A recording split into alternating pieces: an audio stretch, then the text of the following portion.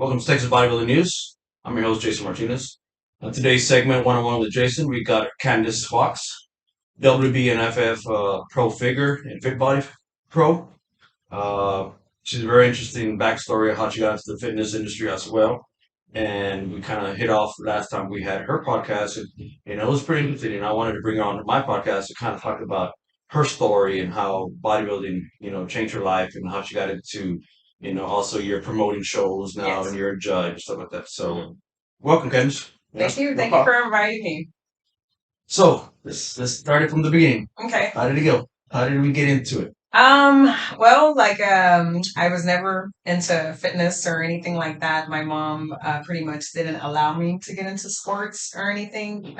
She used to be a track star for Mac High, and she went full scholarship in her college years. She had a major injury, lost her scholarship, lost school, stuff like that. So I guess all those feelings, she didn't want that to happen to me, I suppose. So I just got into orchestra. I was more on the nerdy side and stuff like that.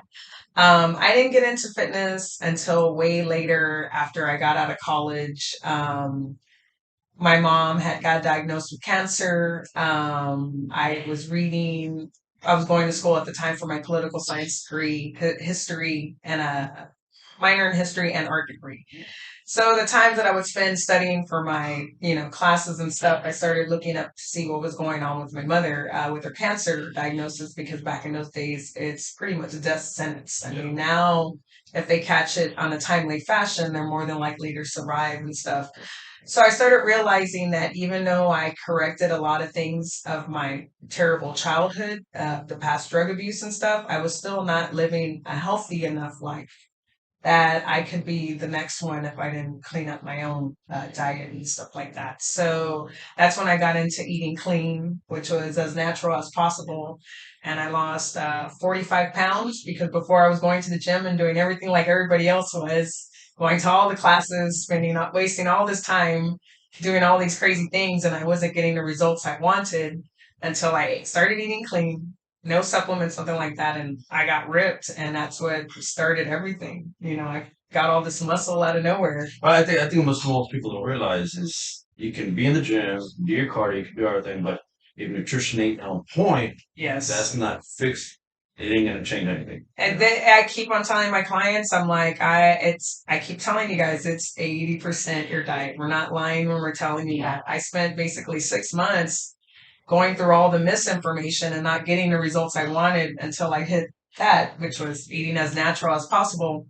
And in 4 months, I lost 45 pounds and got ripped. So that's what started the whole thing. I started a blog online because all the ladies at the gym, they wouldn't leave me alone. They kept on asking me what was I What, doing. what gym was that? Gold's Gym when it first opened in McAllen. Okay, the original one, The original Gold's Gym. Dub. Yes, Okay. that one. Yes. What year? What year was this? What time? Man, that was about maybe 2007, Okay. maybe. Yeah, because I didn't start teaching Zumba until 2009, and then I became a personal trainer in 2010. And right now, a little backstory. Like you said you were drug abuse. Yes. What was Well, something like that? Yeah, I didn't have a great childhood. You know what I'm saying? I came from a very dysfunctional household. A lot of things were introduced to us that shouldn't have been introduced. So first time I smoked weed, I was 12 years old. First time I did peyote, I was 15. Let's see, cocaine, I think probably around the same age, 15 and stuff like that. But that was So, something norm to you. It yeah, was because there. it was there. We saw it all the time. It was the cool thing. I was the cool person because I knew where to get stuff like that. And, it led to drug addiction because of the dysfunctionality of my family home and stuff like that. You kind of start using those things as a band-aid to cope. So I had a drug issue for a few years. I mean, it wasn't like anything like I lost my life or anything like that, but a lot of my time, extra money was spent having too much fun, basically, with my friends until I got pregnant with my son at 19. When I was 19, that's when I was trying to get my stuff together for my son. But to try to quit those types of things. Some people can do it cold turkey. Some people like me have to kind of like wean their self off. It just depends what it is. Like I had a issue with cocaine, nothing where I was on the streets or anything like that. But when it was time to start getting myself away from those types of things as my son got older, it took about a year and a half to totally get clean off of that. And a lot of it had to do with I had to get rid of the type of people I was hanging out with. That's what I was gonna say. That's usually Yes. one of the things is like they say in the old saying, it's who you hang out with, and I'll tell you who you are. That influence. Yeah, and they didn't understand that I wanted to change my life. A lot of them. One of the funniest things was because everybody would party at my house because I had the place to be, right? Source. Yeah, I had the place to be, right? And when I didn't want to do those types of things anymore, I actually had people like, "Oh, well, we could just come to your house and we'll do it, and you don't have to do anything." An addict, you're not gonna. I'm not gonna not do the stuff, and that's like stuff that's giving me issues. I just don't want it around me. Trying to clean my life up, want to be a role model for my son and stuff like that. So slowly but surely, I was able to get away from that. Where I took my ACT, I got a high enough score to get directly into UTPA. I didn't have to go to STCC, and that's what started my college. And then it was college. My mom got cancer. I started studying what was going on with her. As she got sicker, I wasn't able to finish school. I had to help her out because after it came back, I think the second or third time, I think it was the second time, I was already a junior at that time. I was this close to graduating. They basically threw her off her insurance. They fired her from her truck driving job. Her husband was good for nothing, blowing all the money out there because he was a truck driver too, so blowing his money on lizard lots and stuff like that. And I had to step up and be able to financially take care of so that's what stopped, my college. When I lost that 45 pounds, that's what started my career in fitness to try to help her, So in pay your for the bills sense, and stuff. there was the change that happened within you hmm that you started doing it for others, in a sense. Yeah, because I saw the health wise of it. It wasn't about looks for me. I didn't get into the competing until I decided to go into business for myself. I was a personal trainer for several years at first it was Cornerstone before it switched over to Max Fitness. Yeah. When I started my Zumba career, that was back in the days when Gym at Uptown used to be open. I started the Zumba program there. They never had Zumba before, so I was the one that started the whole Zumba program there, and then I moved on to Cornerstone. It changed over to Max Fitness. Was there a few years, but that's when they decided to change from paying us what we were worth. They slashed their checks by half. Yeah, 'cause they introduced their training program, right? Yeah, I think I forgot what that little thing That little was. company, Yeah, that little company. And basically we went, what their plan was basically forcing us from going from $25 an hour to 12. And I can't do that, so I dove headfirst into building fit science to be able to help my mother. I mean, I have to take care of my family, And you got certified by who? NASM, At around the same time? 2010. Okay. Yeah, the Fit Science didn't open until 2012. And where was that was your studio? Where'd you start your studio at? I started off in FAR first, Okay. South FAR, because I was over at the Cornerstone on Ridge Road on the south side. So the majority of my clientele was either fresas from Mexico or people from the south side in that area. So one of the things, like I knew nothing about business, but the little tips that I read online is you don't go beyond your demographics. Yeah.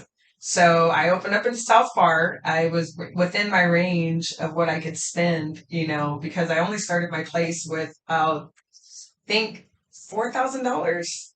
Just a few things I got at Academy and a couple of dumbbells and stuff in a small 500 square office, maybe just a little bit bigger than this, and stuff. And you started doing just one-on-one training? Yes, one-on-one training, And going into business, something, totally different in your venture. What was the mindset of trying to do that? Like what made you want to do something like that? Well, it seemed like I had no other choice because I was used to making a certain amount of money, and that money was going to be cut for me. Also, my mom needed help. So the only thing I was thinking about was helping myself and helping her. And then I had a young son. You know what I'm saying? So that was my focus of my drive of making it happen. I'm sure there was a lot of people that were used to the big gyms, but they were comfortable enough to come with me in a small little 500 square foot office because they knew my level of, expertise that I was able to get them the results they wanted. So slowly but surely, it ended up going from 500 square feet to 900 square feet to 1,500. And I was basically right across the street from the City Hall for probably about the first 5 years it was open. And then I made my jump to South McCown. I went and got the warehouse gym. And what So. was some of the hardships going through as a business owner? Oh People man. don't see. Everybody kind of sees, oh, you're a gym owner, you're this, you're that. They right away they expect that you're making a bunch of money right away. I mean, yeah, first off, you got to get your name out there. And then you have to have your proof of work, I had a portfolio done. I built my own website because websites were ridiculous back then. People wanting $3,000, $5,000, just like, and then It the was simple quality. too. It was a simple. Yeah, the quality is like, man, I could do this myself. And I had that background before because before I ever got into fitness, I was an eBayer. And I don't know if you ever sold anything on eBay, but your little face thing that you can make, your little store, you can put designs and stuff if you know how to mess around with the HTML and all those things. Sure. And I wanted to make my own signs, so I studied that, and that's how I knew how to build my own website. What you sell? I know it's off topic. What you sell mostly? Vintage clothes and antiques. Wow. I sold that. And which I miss because it was a lot of fun selling those types of things, and I got busy with this stuff, but I did that before. So that's how I was able to really build my own website. You are the janitor, you are the marketer, you are the accountant. They don't realize how many hats you wear in order to get your business going, and and then it's like, where you're trying to help people out, right?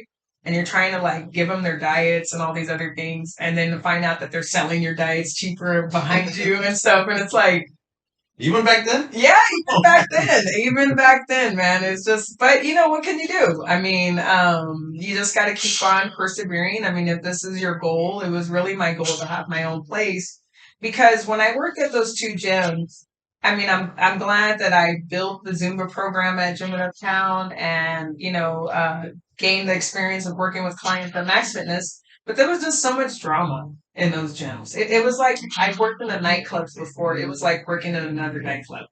And it also seemed like because I did such a great job, it always like somebody was mad because I was getting clients results, which I never understood. Like we're at a gym, aren't I supposed to be getting these people results? So You're talking about like other trainers? Yeah, other trainers, even management would get all upset, and that's when I started figuring out, especially with a more commercialized gym, that they really didn't want the clients in shape.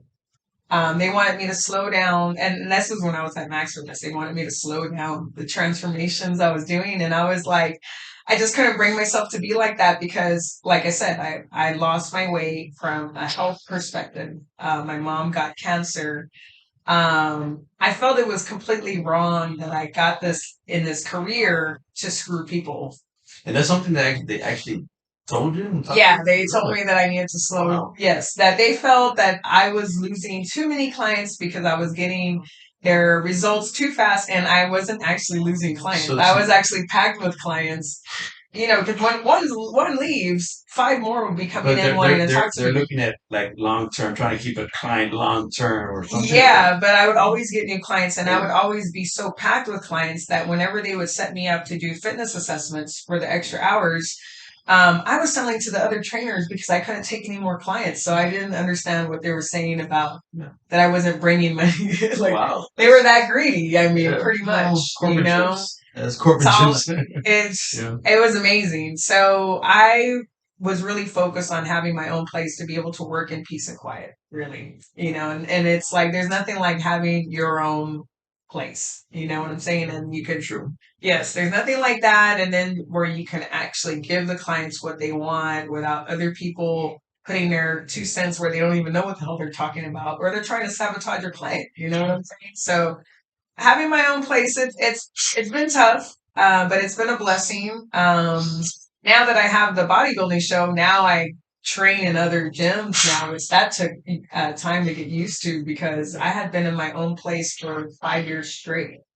And to the point that people thought that I wasn't even from here. They thought I was from Houston. So whenever they see my videos or uploads, they thought I was some lady from Not Houston. from the valley. And I'm like, why did you guys think I would? I mean, I'm over here tagging 956 for a reason. Like, what? But, it was pretty hilarious when I heard that. So I needed to get back out in the gym. So now I go to commercial gyms and work out in different places. So people can see me and stuff. When did you decide, to get into the competitive side of it? Like I said, it was really just when I was starting to brainstorm fit science and also becoming a personal trainer.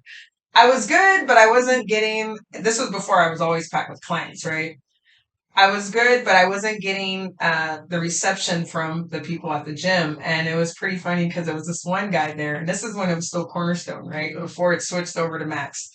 And he had this crowd of women and guys around him, and they were all fawning all over him. And I swear to God, had the worst shape I've ever seen in my life. Like the pot belly, looked like Steven Seagal, like bloated Steven Seagal with the chongo and everything. One of the trainers? Yes, that was one of the trainers there. You don't want to put his name on blast. I don't remember his name. Man, I was like, I wonder who that was. I don't remember his name, but it was so funny because I'm like, how does this guy have all these people all over him? And I'm my trainer, and he used to compete. And then they showed his picture. And I swear to God, the picture, he just looked the same, like maybe not as bloated, but still bloated in his bikini hammock. And then like painted like a tar baby. And I'm like, is this all I got to do in order to get clients to be like, I want to train Candace, So that's why I competed the first time. It was just a marketing move. I didn't know that I was really going to get hooked on it. And what year was that? That was 2011. That was your first prep show. And I was with INBF, which is the amateur for WNBF that I had my pro cards with. That's what Naturally Fit used to be. Naturally Fit had all their amateur shows as INBF shows before they broke off with the pro league WNBF. So that's how NFF was created. So I did that, the Alamo Showdown, 2011. That's when Miles Stovall had Alamo Showdown. It was originally his show. And I prepped myself. How did you hear about this organization? Well, I heard about NPC and stuff like that, and you know how the Valley is, and I was from McAllen. I'm like, nah, if I do an NPC show, these people put me last place because they're just haters. Everybody hates everybody here.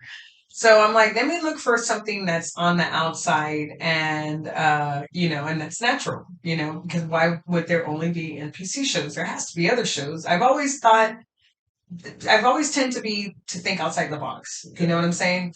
So I just put up natural shows, Texas, USA, and that's when I found INBF, and I found all these shows in San Antonio, Austin, so I picked the Alamo Showdown, and at first, you don't really know what to do, so you try to get tips from people that you heard compete and stuff. And unfortunately for me, nobody wanted to help me. I had money and everything. Nobody wanted to help me, so I started studying how to prep for a show on my own. I didn't know anything about posing, so I thought, like just anybody, I could just buy a CD and practice on my own, right? Got the CD, started practicing my poses and all that other stuff. And when I got to the show, luckily they put me in the tall class. I always thought I was short, from being from the Valley, but being 5'6", I'm considered tall, so that was great. Sure. So they put me in the tall, so I got to see the shorts before us, and this was for figure. Well, lo and behold, all the posing that I got from the CD were wrong. What CD did you get? I have it at home. Okay. I have it at home, so I could send you a shot, and you could. Yeah, it's because most people don't realize, like that time, there was no social media about none of this stuff. So yeah, it was either by our magazines or a lot of the pro bodybuilders used to sell their CDs of Yes. workouts. So, and that's something that how we learned back then, Hmm. basics and learning how to pose and learn how to bodybuild. They, not like social media now, like everybody's out posing, Yes. posting their stuff. And everybody's a posing coach Now now. everybody's a posing coach, they need a guru coach. I think we'll talk about that later. That's mini topic. So it must have been what maybe it had to probably be like an NPC type of posing then, right? Because I know that the natural NFF and GPO they're totally different. Yeah, the posing is totally different, and I think it was also because I got it from the Northeast coast. That posing coach was from over there, so their posing, the side pose is completely different than the side poses in Texas, and I didn't know that. So I didn't want to like be posing wrong because I'm seeing the girls doing their side pose with the legs together, not the legs staggered. So thank God I saw the short girls in front of me, right? And when it was time for us to come out, I was able to practice before that, and I got on stage, and my first time I got third place, top 5 in San Antonio, Texas. And right away, was that a class that you wanted to do figure? Like figure, they told me that figure was best for me because I was already too muscular by the time I competed. Because I got fit at 28, and I competed for the first time at the age of 31. And I was a big fan of Arnold Schwarzenegger. So all that time I was lifting with the Arnold method, the heavy duty, so they said to build all, because I've always liked the very muscular look. And once I found that I could get muscle, I was like hooked. So I was lifting heavy for many, many years. So when I got to competition, they were like, no, you're too muscular for bikini. You need to do figure. So that's how I started. So they had bikini at the time. Yes. Yes. In the natural shows, they had bikini. I'm not too sure which organization was the one that started it, but INBF had bikini at that time. Yeah, because I remember back then, it was just bodybuilding men and women.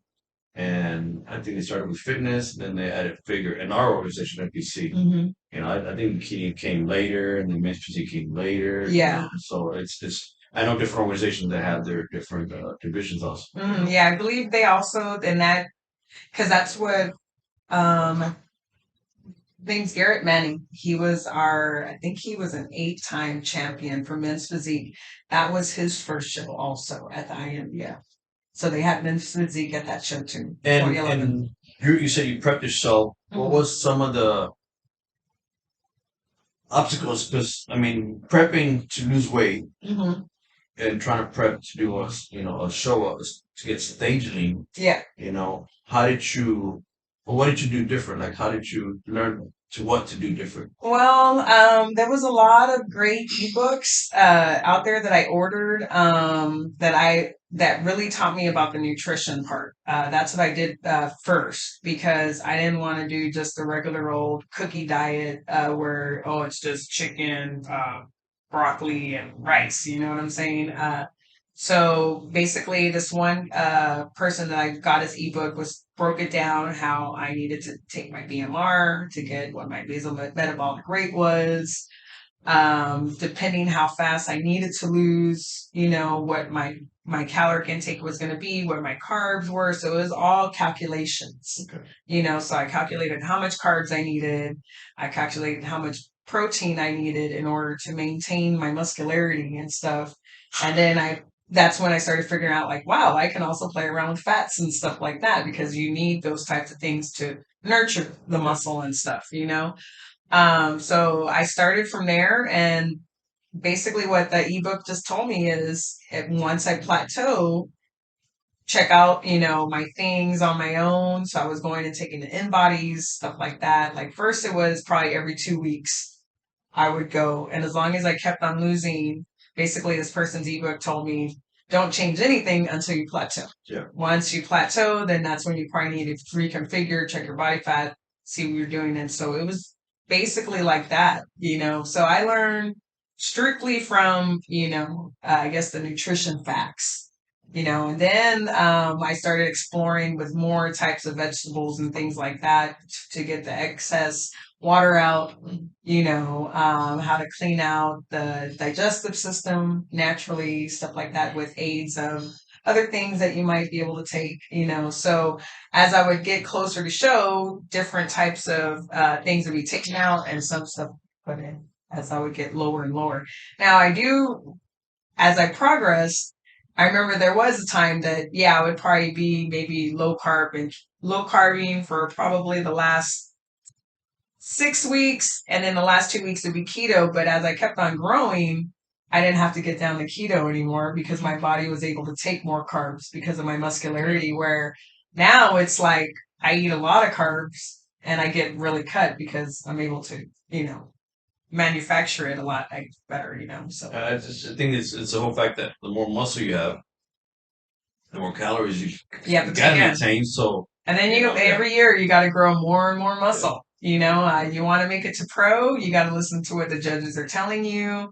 I am not naturally dominant on my upper body. I'm naturally bottom dominant. And so for figure, I had to grow my upper body and shave down my legs. So the judges kept on telling me every year what to do. And I grew my upper body. And unfortunately, I'm not very gifted in my shoulders. But I was able to finally get my pro card in 2014. And it was funny because it wasn't even for figure. They threw me in another category because they needed another girl to make, I guess they needed a 5. they needed 5, to make it into a pro, So they asked me if I wanted to do it, and I got my first pro card in female physique. Oh, physique. Oh, Yes. okay. And that posing is totally different too, right? Yes. So that was because you said your first show was 2011. 2011. And 2014, I got my first pro card. So about 3 years later. But Yes. it's when you did your first show, was that something that you were shooting for? Like wanted to keep going further, or it was just more? I didn't know until I won the third place, and I think what got me was not that I won third place; it was the crowd yelling for me. My ex-husband was there, so I knew his voice, and I knew what my son sounded like. But there was all these other people screaming my number, and I just couldn't believe it, And then when I got off the stage, usually I have my hair cornrowed or braided or anything like that. So I had my hair back then was really long. It was down here and I had it cornrowed. And when I came down the stairs, there was this big group of people and they're like, oh, there she is, Bo Derek. And I'm like, I didn't even know when they were talking about me and I just walked right past them. And they're like, they turn around, we're talking about you. This one person grabbed me and pulled me back to the crowd. Oh my God, you look like Bo Derek, Perfect 10. Who's Bo Derek? You don't remember Perfect 10? It's an old 80s movie of this famous model and this funny guy, this comedian, but it's called The Perfect 10. Okay. And he has this fantasy about this woman and she's running down the beach with cornrows and her real name, her actor's name was Bo Derek. Okay. So when these people were calling me that, you were like, what? I couldn't believe it. I mean, it actually made me kind of tear, that they thought, I was like, you think, so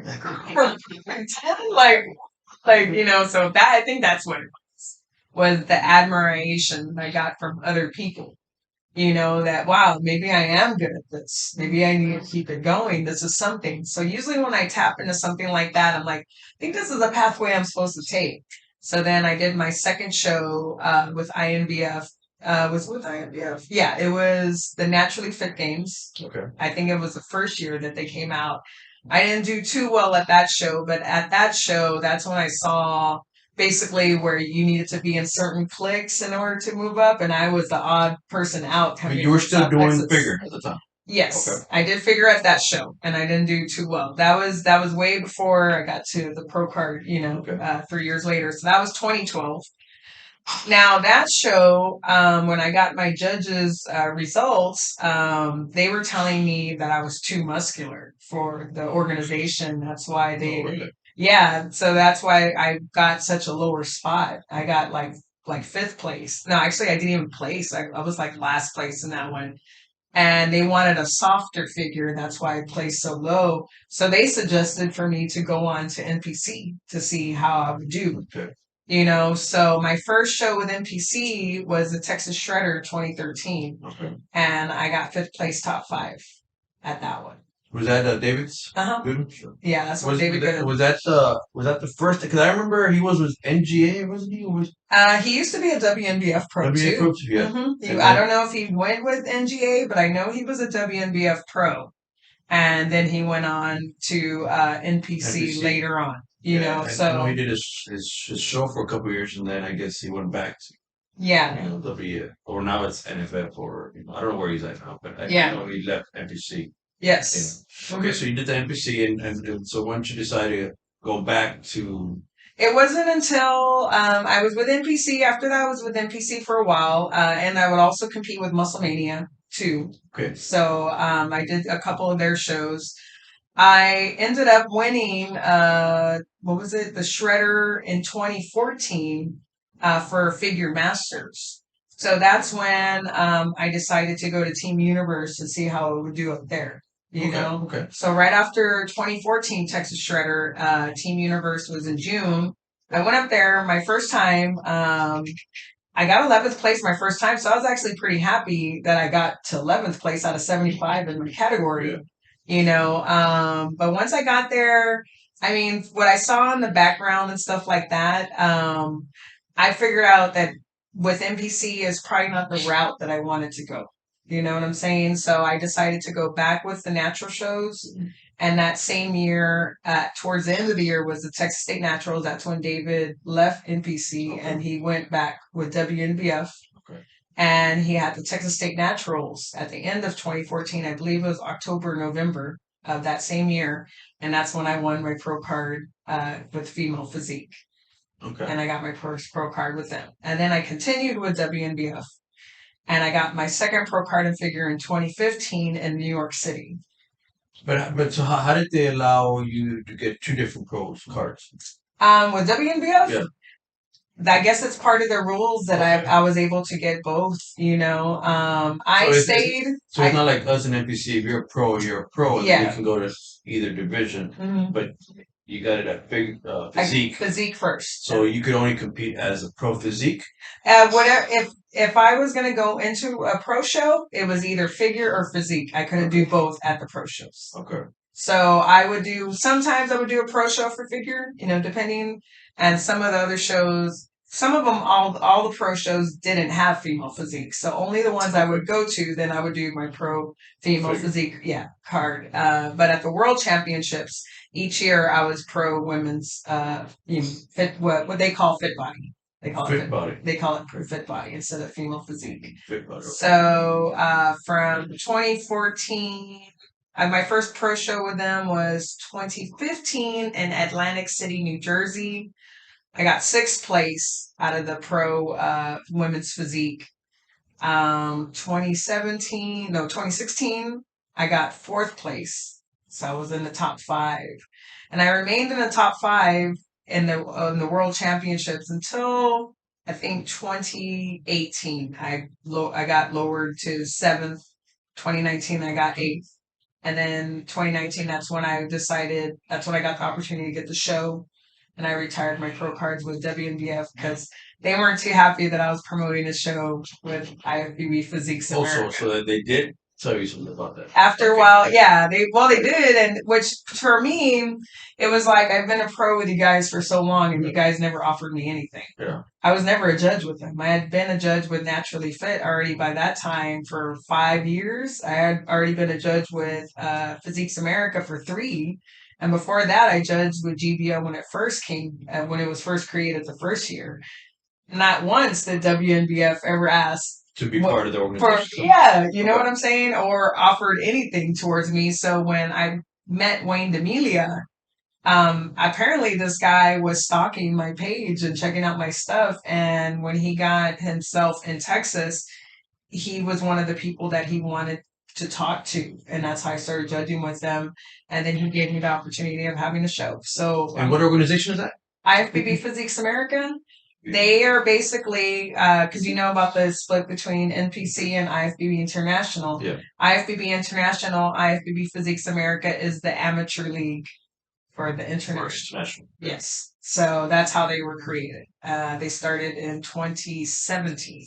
Yes. Is when they started. Yeah, it's fairly new. It's Yes. fairly new. That's what when my client Mari told me about that. I'm like, I haven't heard about that organization. Yeah. I mean, I know there's the IBB International, or they call it Elite. Yeah, IBB Elite. their pros are called elite Yeah. pros now. So, but they can't do an IBB show. No. They can only do Elite show. And the So, same vice versa. yeah. The IFBB pros here can't go and do. Yeah. And unfortunately, there's some people that have been caught up in the melee that they said there was one IFBB pro that went to Spain thinking he could compete over there, and they told him we couldn't take your card, which kind of sucks. He spent all that money to And go I over think there. that's one thing that they try to, the athletes, it's like, if you're a pro, like, why can't you do other pro shows, Yeah, But that's one of my things is we already. I think pro cards should just be accepted everywhere. Yeah. With the natural organizations like Naturally Fit, NGA.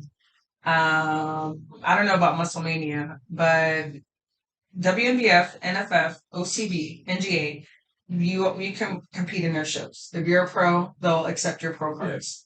So but I stayed with WNBF and I competed sometimes with Naturally Fit, but I was mostly judging for them and stuff like that. I tried to kind of like convince Wayne because, we don't really have too many pros in the US. All the elite pros are mostly in Puerto Rico, the Caribbeans, and Europe and stuff. But his philosophy is like, no, because then everybody's going to want their pro cards accepted. And he's like, what if some of the pros don't look like pros? Yeah. He wants to make sure they look like pros. And I can understand his argument. You want your pros to look good. You don't want to look like you're just handing them out. Yeah. So